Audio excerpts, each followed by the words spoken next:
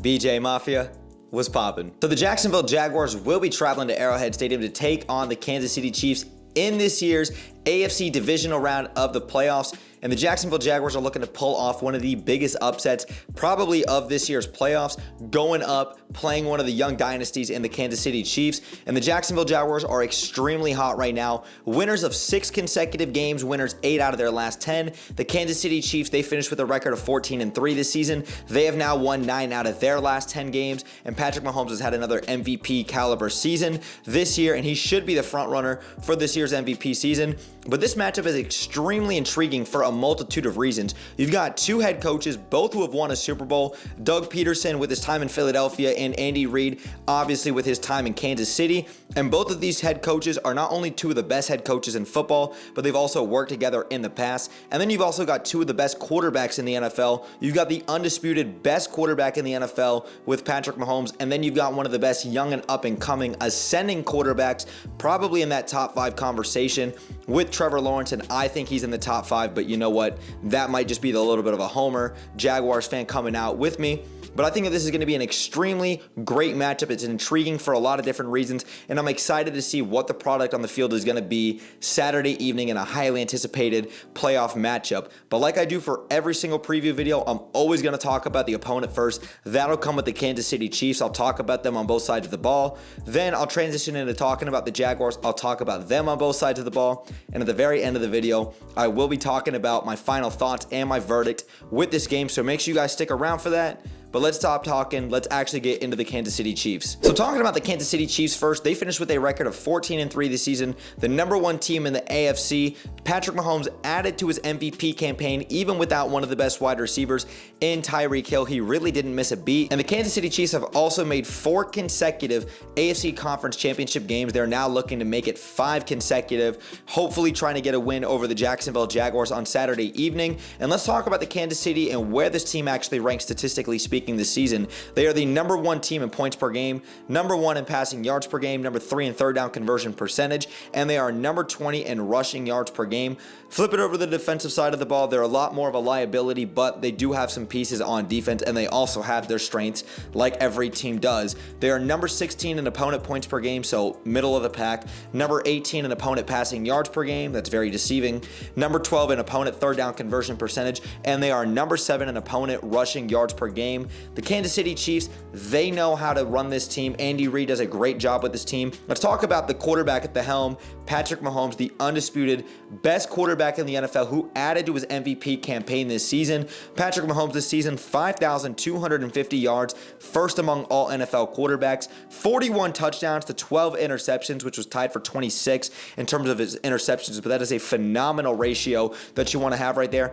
And he was #1 in quarterback rating, 77.7 QBR, scale of 0 to 100. Just, you can't say enough about Patrick Mahomes. It really goes without saying. Then let's talk about the best tight end in all of football and a future Hall of Famer who was first team All-Pro this season in Travis Kelce, basically a receiver playing the tight end, 110 receptions, 12 touchdowns, 1,330 yards, and like I said, first team All-Pro. You can't say enough about Travis Kelce. And the Kansas City offense is still just absolutely loaded with weapons all over. Clyde Edwards-Helaire, I do want to say he did get injured back in week 11. I think he is questionable to play in this week's matchup, considering the fact that he just returned to practice, I believe, on Tuesday afternoon. So that is still up in the air. Hopefully we get some more news later on in the week from Schefter or Ian Rappaport on the status of Clyde Edwards-Helaire, former first-round pick. But they've still got great guys in the backfield that can really help this offense. Because Jerick McKinnon this season, I mean, you're talking about a phenomenal speedster, elusive running back coming out of the backfield, and he does a lot in the receiving game. McKinnon just out of the backfield in terms of catches, 56 receptions, 512 yards, and 9 touchdowns. Great job by him. And then when you're talking about Isaiah, 830 yards rushing the ball, 5 touchdowns, 4.9 yards per carry.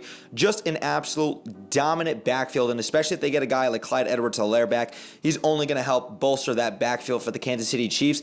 And then you still got weapons on the outside when you're talking about guys like McCole Hardman coming back off injury, Marquez Valdez-Scantling, Juju Smith-Schuster, and you got Kadarius Toney, who put on an absolute show versus the Jacksonville Jaguars in that Week 10 matchup when the the Chiefs came out victorious, but the Chiefs aren't playing the Week 10 Jacksonville Jaguars. That's really a topic for later on in the video. Chiefs offense, you cannot say enough about how electrifying and how great this offense is, obviously led by Patrick Mahomes, Eric Bieniemy, and both Andy Reid. Let's flip it over to the defensive side of the ball, because this Kansas City Chiefs is a lot more susceptible to being attacked than their offense, of course, which we know is extremely potent.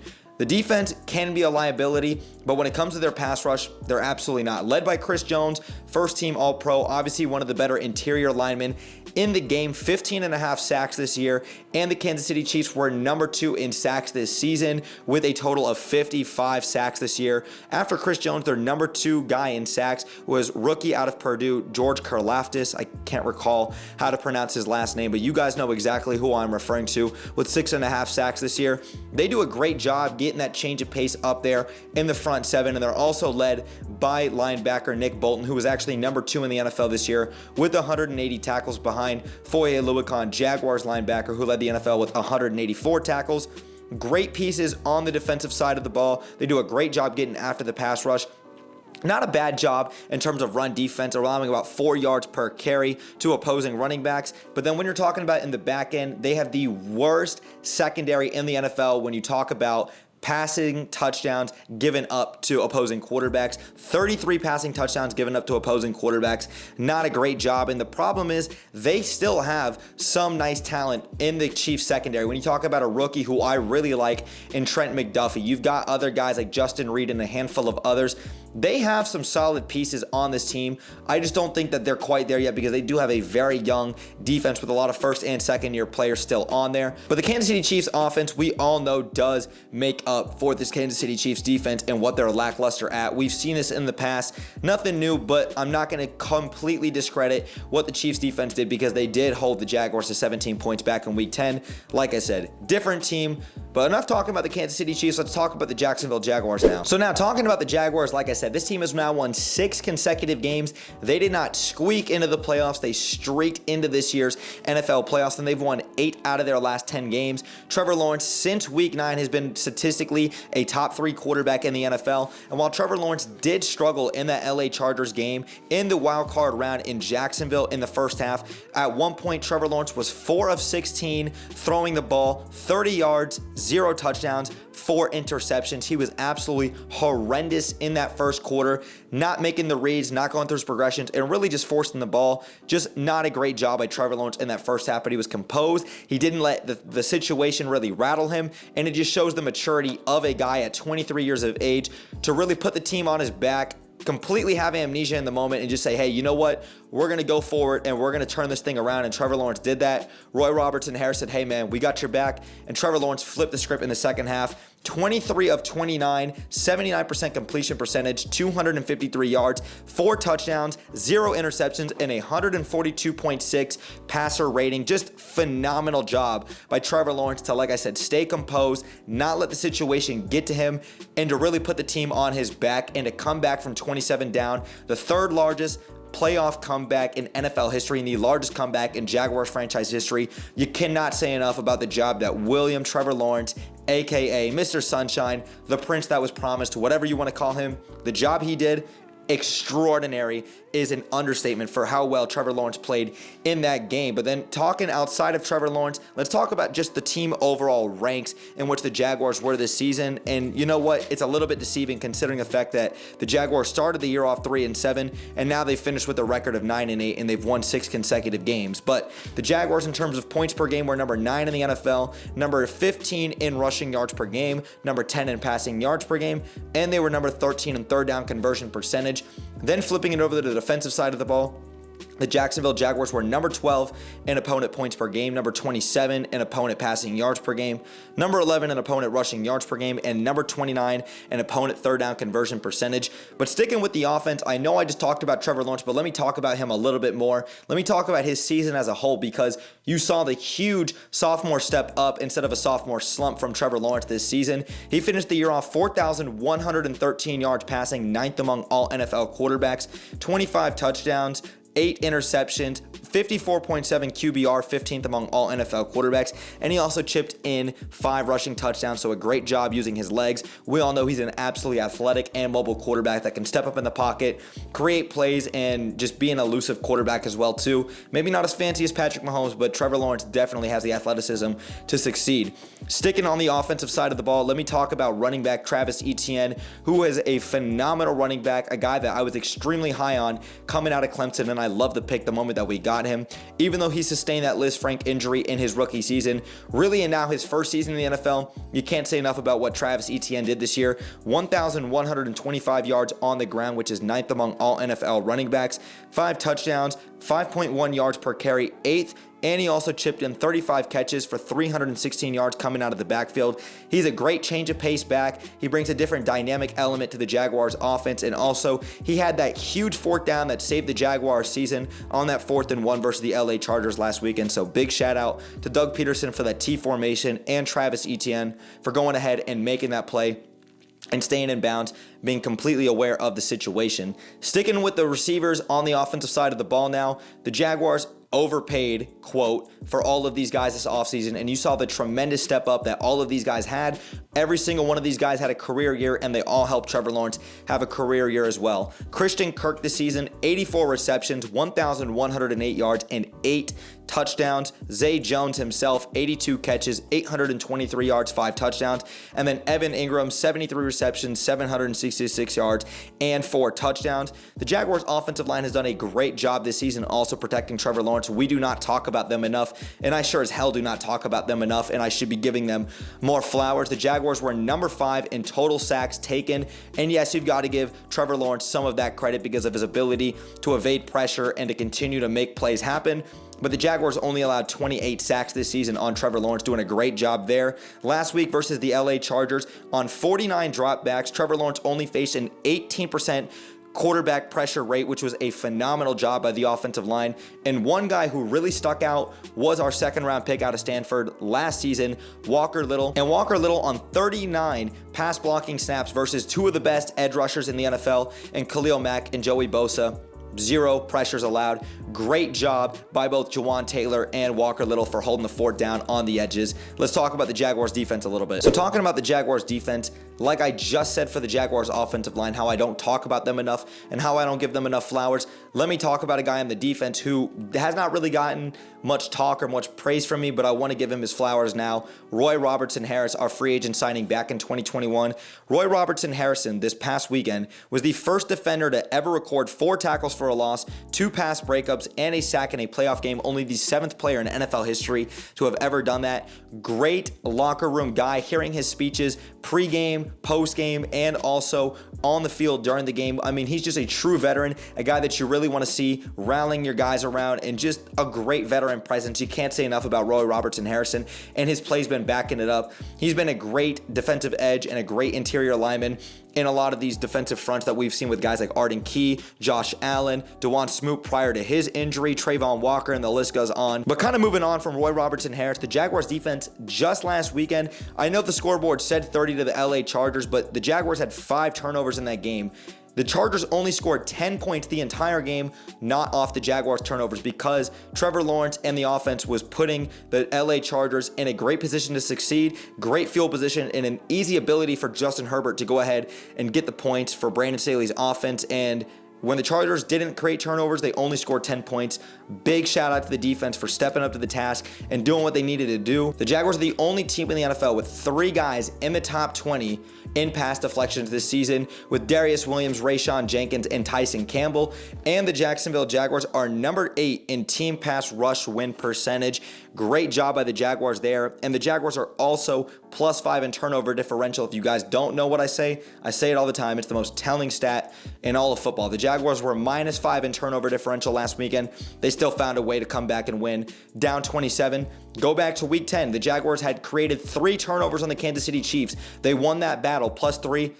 but they still found a way to lose that game 17-27.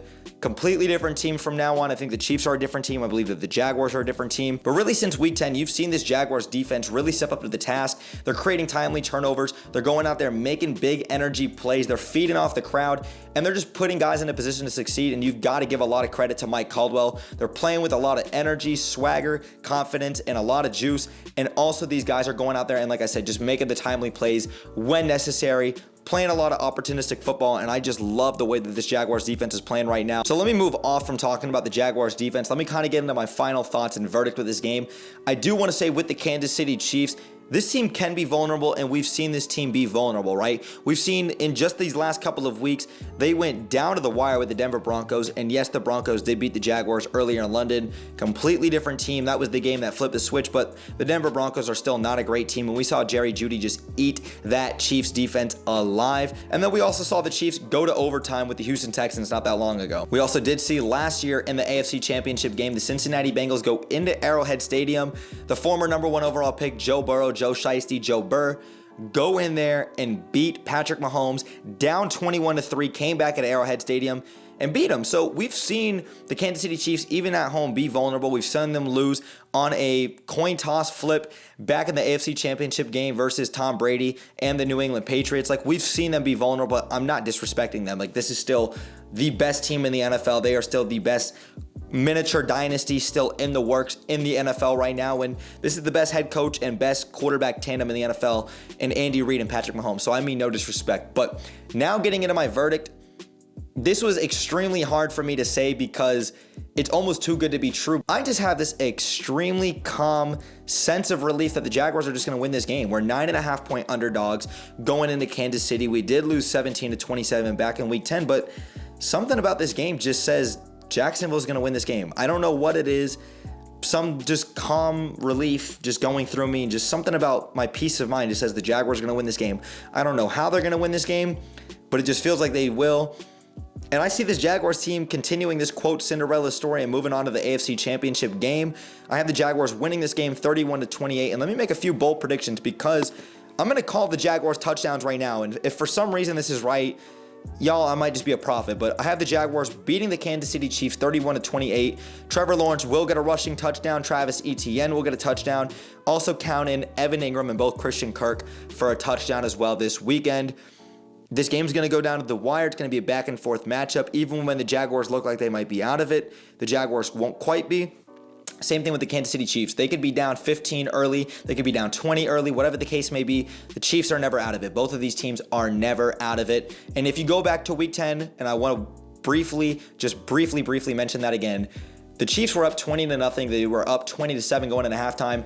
The Jaguars, you can't be down 20-0 versus the Kansas City Chiefs. We got to come out there, punch them in the mouth, get off to a good, hot, and early start, and it's not going to be sustained for 2 quarters, 3 quarters. You got to do it for all 60 minutes, and I got to see the Jaguars go out there and battle. And I have the Jaguars winning this game. I really do, and I have just this sense of relief that the Jaguars are going to win this game. But Chiefs fans and Jaguar fans, I want to know your thoughts in the comments down below. Who do you guys have winning this game? Let me know in the comments down below. But if you guys enjoyed today's video, man, make sure you guys drop me a thumbs up. It takes 1 second and it helps me and the channel out tremendously. And if you guys are new here, consider hitting that subscribe bell to stay tuned for more Jaguars content that I do here on YouTube. And make sure you guys go follow me on my socials, especially on Twitter. I'm very active and I'm on there every single day. The link tree will be in the description down below. But thanks again for sticking around throughout the whole video. Brett James, aka BJ. I'm out, y'all. Go Jags, baby. Peace.